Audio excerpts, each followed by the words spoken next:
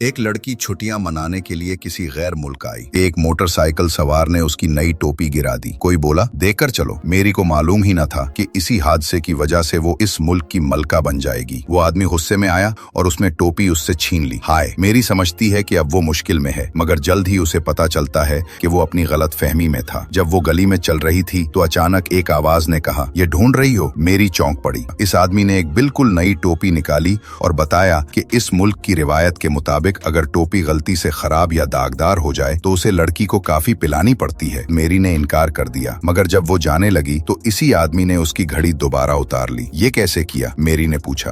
एक जादूगर अपने राज कभी नहीं बताता जब तक वो किसी मजबूत तंजीम का हिस्सा ना हो। उसने मेरी को दोबारा मिलने की दावत दी और कहा कि जवाब मत देना। अगर तुम मिलना चाहो तो रात 8 बजे फवारे के पास आओ। अगर तुमने दूसरी राह ली तो ठीक है, मुझे उम्मीद है तुम हमारे छोटे से राज का लुत्फ उठाओगी। उस वक्त मेरी को बिल्कुल खबर न थी कि वो मोटरसाइकिल सवार दरअसल कपीनिया के शहजादे एड हैं, जो शाही खानदान के वाहिद वारिस थे। शाही महल में कांग्रेस से वोट हासिल करने के लिए उसकी मां ने उसे एक कांग्रेस वुमेन के सामने पेश किया। एड ने इस सब को नजरअंदाज किया और अपनी मुलाकात के लिए जल्दी से रवाना हो गया। हेलो, मुझे खुशी है कि तुम आए। एड की हंसी मजाक और दिलकश अंदाज ने उसकी दोस्त को तसल्ली दे दी। दोस्त ने बहाने से वहां से जाना बेहतर समझा ताकि फिजा बिगड़ने ना पाए। एड ने मेरी को एक रेस्टोरेंट में ले जाकर खाना खिलाया। दुकानदार शहजादे की मौजूदगी देखकर चौंक गया। आप जहाँ चाहें बैठें। खुशकिस्मती से वो तेजी से हालात का अंदाजा लगा लेता था। दोनों लोग जो बिल्कुल मुख्तलिफ तबके से ताल्लुक रखते थे घंटों बातें कर सकते थे। मेरी दफ्तर में फंसे रहने की आदत से तंग थी और एड पर खानदानी जिम्मेदारियों का बोझ था, मगर जो वो खानदानी कारोबार कहता था दरअसल उसके लिए पूरा मुल्क था। खुशगवार लम्हात जल्दी बीत गए और जुदाई का लम्हा आया। मेरे साथ वक्त बहुत अच्छा गुजरा, तुमने आकर अच्छा किया। अगली सुबह मेरी की दोस्त ने उसे कहा कि वो वापस जाकर वबातू शहर में नौकरी तलाश करे। इसी वक्त होटल मैनेजर ने भरपूर नाश्ता लाया और एड की तरफ से एक दावतनामा भी। मेरी ने मैनेजर से एड की शनाख्त के बारे में पूछा। मैनेजर ने कहा, मैंने राज का हलफ लिया हुआ है। चलो मैं बता दूं, मुझे नौकरी से निकालने की धमकी भी मिली थी। ये राज मेरी को और तजस्सुस में डाल गया। हिचकिचाहट के बाद मेरी ने डेट कबूल कर लिया। दोनों झील के किनारे एक छोटे से पुल पर चलते रहे। मंजर ने मेरी को मशहूर कर दिया और एड सामने खड़ी लड़की से मुतासिर था। जैसे ही वो करीब आए, फोन की घंटी ने उन्हें रोक दिया। असिस्टेंट ने बताया कि विजारती मीटिंग शुरू होने वाली है। एड रुखसत के बावजूद महल की तरफ भाग गया। मेरी अपनी दोस्त के साथ आर्ट म्यूजियम गई, जहाँ उसकी दोस्त एक पेंटिंग पर रुक गई। दीवार पर लटका शहजादे का पोर्ट्रेट देखकर वो चौंक उठी। अमले ने बताया कि चंद दिन बाद शहजादे की सालगिरह की तकरीब होगी। इसी दिन वो इस मुल्क का बादशाह बनेगा। मैगी, तुम्हें जरूर आना चाहिए। लड़की और उसकी दोस्त ने जब पोर्ट्रेट देखा तो हैरान रह गईं। वही चेहरा तो मेरा नया बॉयफ्रेंड था। उन्हें यकीन न आया और दोबारा चेक किया। ये पागलपन है, मगर खुशी सिर्फ चंद लम्हों की थी। रिपोर्ट्स के मुताबिक ये सोने का कमारा एक अय्याश प्ले बॉय है। मेरी की मुस्कान धीरे धीरे मांद पड़ गई, मगर जल्द ही उसे मालूम हुआ कि वो उसे गलत समझ रही थी। एक दिन जब एड उसे लेने आया, मेरी ने जानबूझकर उसे शहजादा कहा। मैं तुमसे प्यार करता हूँ, मैं भी तुमसे प्यार करती हूँ। एक शहजादा बॉयफ्रेंड। इस ख्याल ने मेरी को नाराज कर दिया। एड ने समझाया कि वो डरता था कि उसकी पहचान उनके ताल्लुकात पर असर डाल देगी। गपशप की खबरें सच नहीं थीं। अपने आप का असल चेहरा दिखाने के लिए एड ने मेरी को उस फिलाही घर ले जाकर दिखाया जिसे वो खुफिया तौर पर सपोर्ट करता था।